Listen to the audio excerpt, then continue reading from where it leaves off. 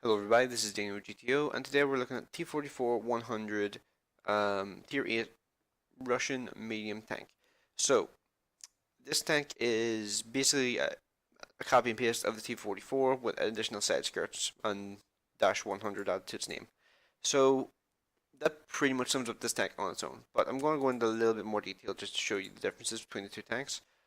So the one with the colored in DPM and all, that's the T-44, the standard one, and this one's the T-44-100. So, there's not too many differences between the T-44-100 and T-44. There's very slight differences, like there's a very slight turret reverse difference, like a soft stat difference, very, very slight. There's a 0.1 difference between the aiming times, and what else is there? And there's a 50 health difference in terms of the overall HP pool of the tank. But the reason for that, I think, is because the engine health is about half of the T-44's engine health, so that's a pretty significant difference. Um, Now we get on to the big difference. The big difference is this thing has a 520 horsepower engine. This is the T-44-100. This thing gets a 20 horsepower. This one gets a 680 horsepower engine, which gives you 20 horsepower per ton, whereas this one here only gets 15 and a half. So that's a pretty drastic difference in part of weight ratios. But there is one thing I do need to point out about this. The part of weight, or not the part of weight ratio, the terrain resistances on the T-44-100 are incredible. I mean, the hard terrain stats are half of the T-44's hard terrain resistance stats, and the medium stats are nearly half as well. The only one that isn't really that much of a difference is soft stats, and yeah, the soft ground resistances, you're going to be a lot slower than T-44, but the other two you're going to be either just as fast or just only a tiny bit slower because of your part weight ratio. So those are pretty damn good pretty damn good terrain resistances, so they kind of make up for the lackluster part weight ratio. So overall, the tank plays pretty much identically to the T-44, except well, other than if you use the 122 and the T-44, in which case, what are you doing? Like, that's an honest question. Like, why would you drive the T-44 with the 122mm gun, which is just completely inaccurate and has like a 3 round per minute rate of fire or some shit? Like, why would you drive that? So yeah. So when you're looking at this vehicle here, you might be thinking, oh, if I like the Stamp T-44, should I get this? And the answer is no, because look at the price. £39.31p for Tier 8 Medium. To put that in perspective, here's the prices of the normal Tier 8 Mediums. I mean, the most expensive of the normal Tier 8 Mediums, not counting the T-34-3, because that thing's unique, and it was like one. I think this was the first Tier 8 Medium put in after the Type 59. And this one here is remained massively expensive, even though it's a medium tank for some reason. It just remained massively expensive. Um, there is the surpressing as well, but that doesn't really count as a medium. But it's priced like a medium, if that makes sense. So looking at the first of like the relatively normal tier mediums, there's the T-54 first prototype. That's £28.53, and that's a tenner cheaper than the T-44-100.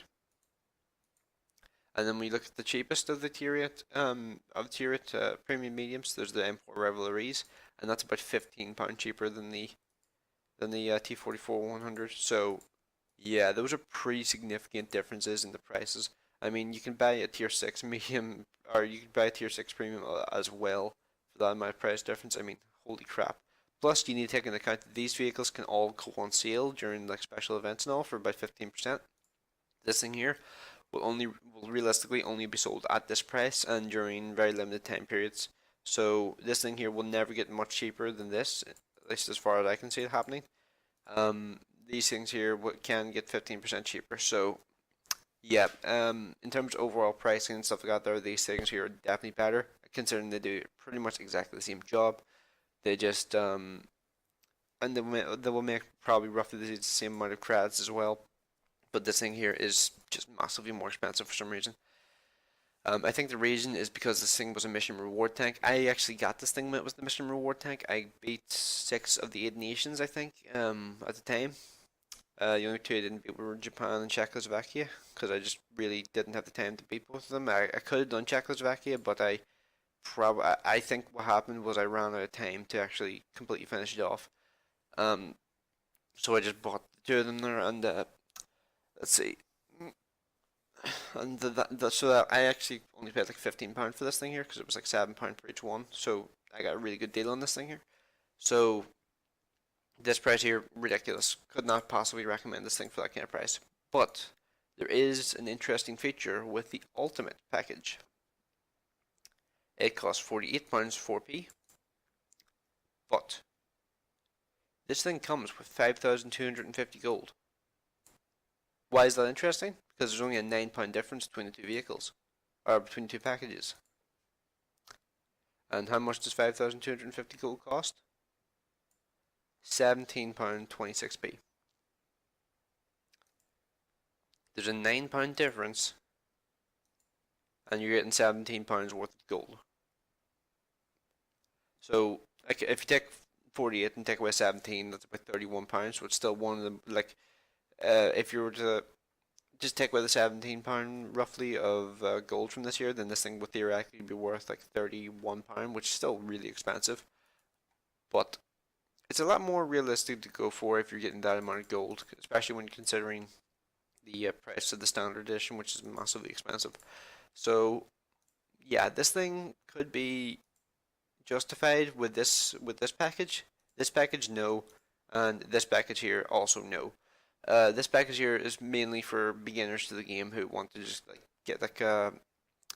just get into the game quickly and they want to be relatively like set up and all. That's why they give you like equipment, like different types of equipment and all, like the vertical stabilizer, improved vents, medium rammer, stuff like that there. And they also give you 10,500 gold. But if you look at the price of the 10,500 gold, where's that? There it is. There.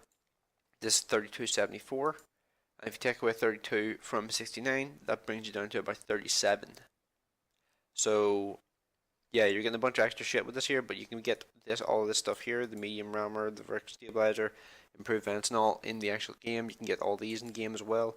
The only two things you're getting that really like unique to this package are the personal reserves and the missions. So yeah, this package here not worth it. This package here not worth it. If you need the gold, potentially this one is worth it. That's the only one that I could potentially say would possibly be worth it. I still think the package is too expensive. I mean, 50 quid for a tier 8 medium. Whenever you could get to put in perspective, you can FE4202. Or actually, wait, is it the FE42? No, it's the you can get M4 Rev and you get a super Pershing for the price of this package. Just to put it in perspective. So yeah, it's up to you whether or not you want to go for this or not. Personally, if you like T-44, then maybe it'd be worth it. If you need gold, maybe it's worth it. But if you don't need either of those things and you don't like T-44, then well, you already know, definitely don't get it. So yeah, let me know what do you think of this here of these packages, in the premium shop, because I thought like when I noticed this thing came with 5,250 gold, I was like, what? That can't be right. There must be a mistake in that. Or that actually seems like that seems like bizarre because you're only paying like you're paying like half the price of the gold more, and you're getting a ton of gold. So I was just like I was really confused for a minute. I was actually like looking at it, just going, that can't be right at all. There's no way that's right. This is a war game. But yeah, it actually is right, and yeah. So yeah, let me know your opinions. Are you going to get one of these? Do you think this thing is just massively overpriced and you would never touch it because of the massive price difference in this thing here and the other tier 8 mediums? And yeah, I guess that's about all I really have to say. So thanks for watching. I will see you in the next one.